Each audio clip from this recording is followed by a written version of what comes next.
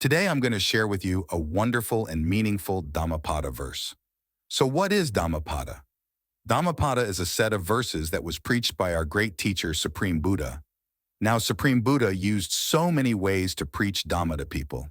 So one of those ways was he used the verses, right? He preached the main verses.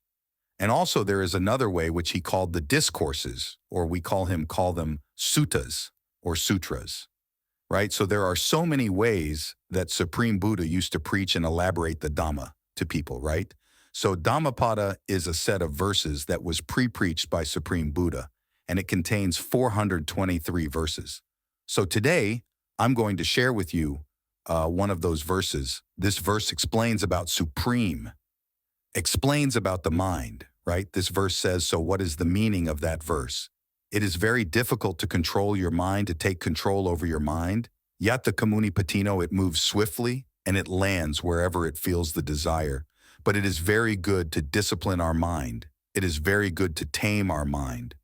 Why Chitong? When we tame our mind, when we take control over our thoughts and emotions, then we can have the happiness in our life, right?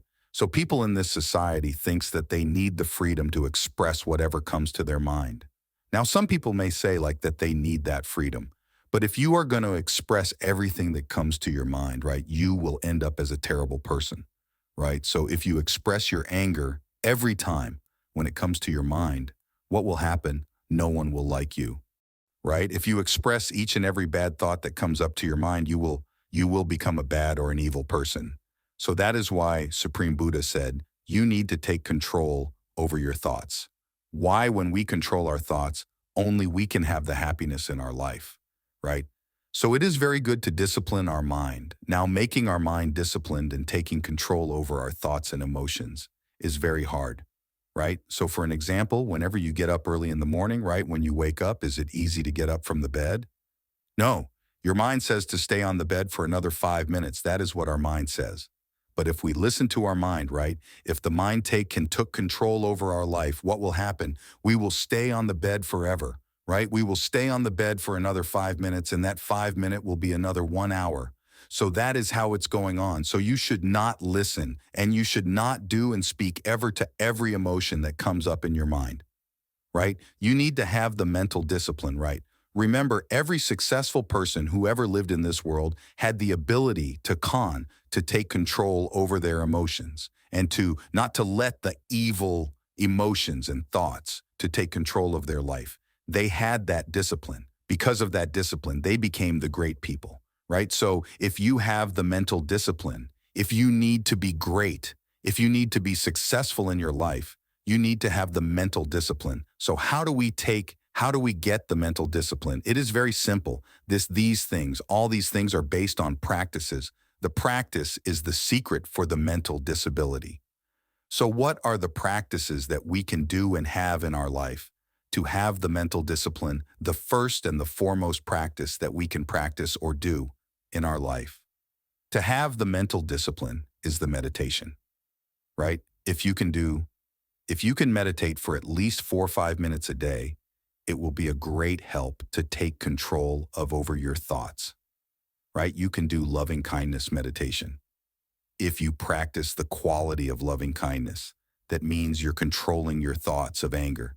So if you practice breathing meditation, you can take control over the distracting thoughts that are popping up in your mind. So the best way to take control of our thoughts and have the mental discipline is doing meditation. So practice the meditation at least for 5 minutes a day, right? If it is more than that, that is much better. But at least you can practice 5 minutes meditation per day, and then little by little you can gain the mental discipline, right? So most of the meditators, right? The successful meditators have this mental discipline. So the key to the mental discipline is the meditation, right? And you have to have the idea inside your mind that I must not let every thought that is popping up inside my mind to out, right?